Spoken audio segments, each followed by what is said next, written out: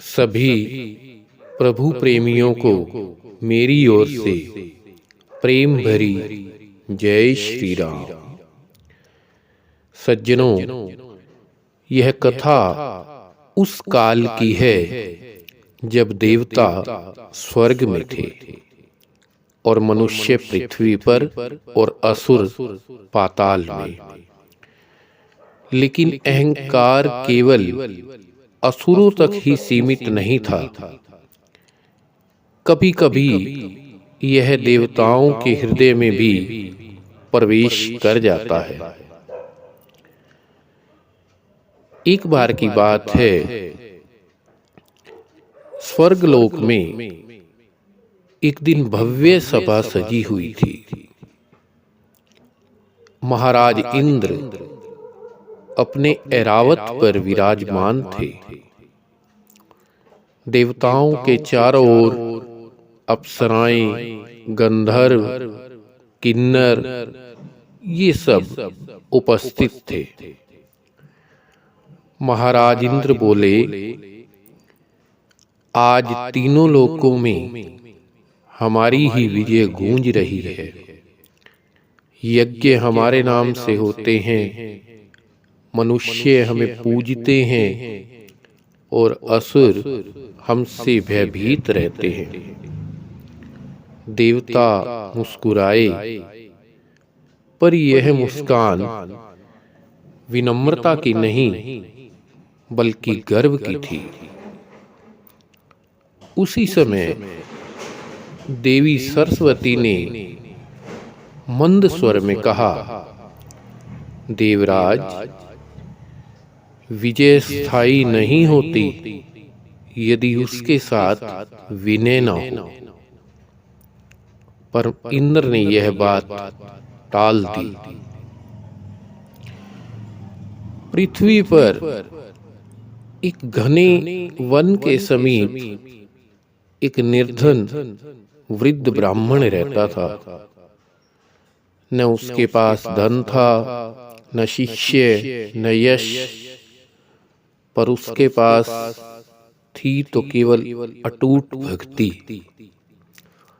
वह प्रतिदिन मिट्टी के दीपक जलाकर केवल इतना कहता, हे प्रभु, मुझे कुछ नहीं चाहिए, बस तू मेरे हृदय में बना रहे, यही मेरी इच्छा है।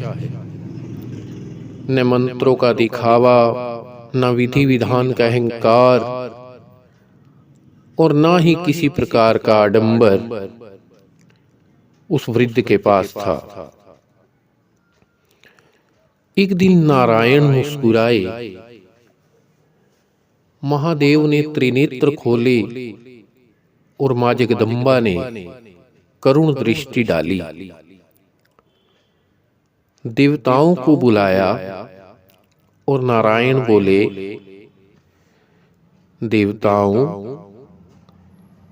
क्या तुम्हें लगता है कि संसार तुम्हारी शक्ति से चलता है? यह सुनकर इंद्र बोले, प्रभु, वर्षा, बिजली, युद्ध ये सब हमारे अधीन है। यह सुनकर भगवान महादेव हंसे और बोले, इंद्र, आओ इस बात पर एक परीक्षा कर लेते हैं।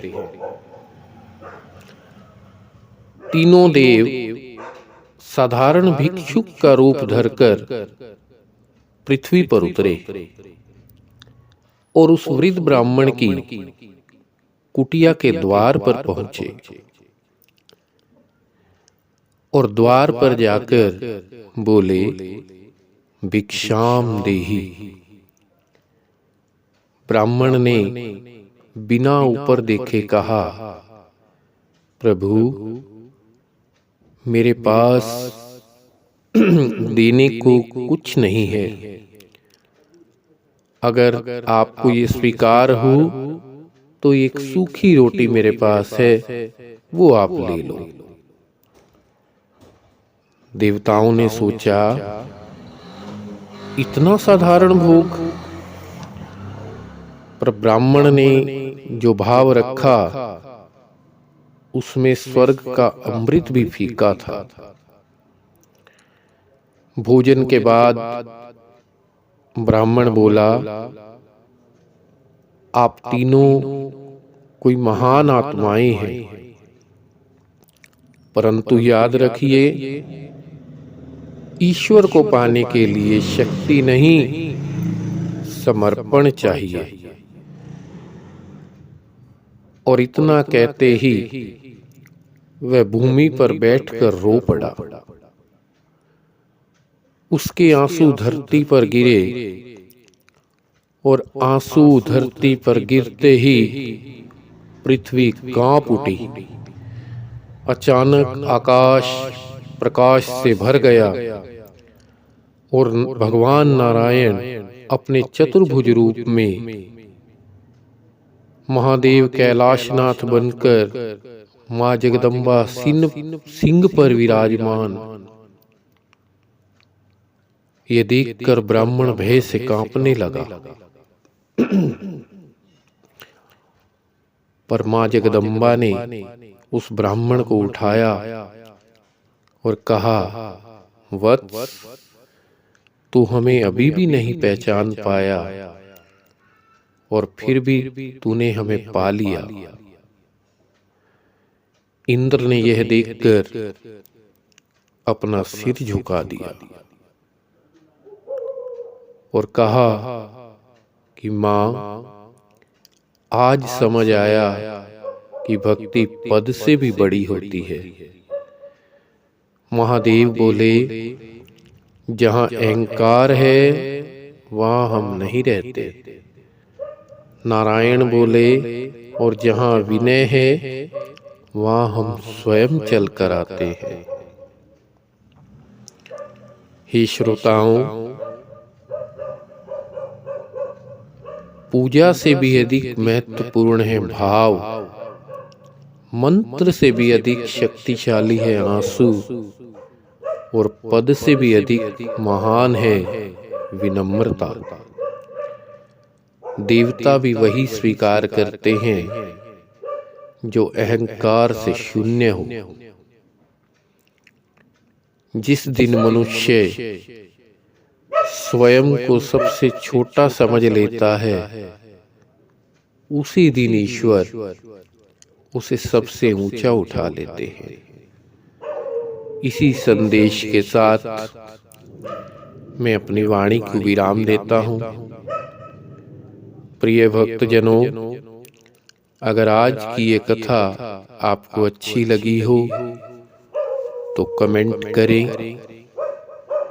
लाइक भी करें, और आगामी समय में ऐसी ही कथाएं सुनने के लिए इस चैनल रिलीजियस स्टोरीज को सब्सक्राइब भी करें, और हो सके तो इस कथा को अपने मित्रों, बंधुओं और परिवारजनों के साथ शेयर भी जरूर करें।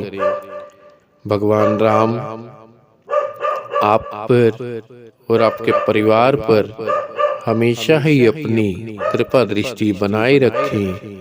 इसी कामना के साथ जय श्री राम।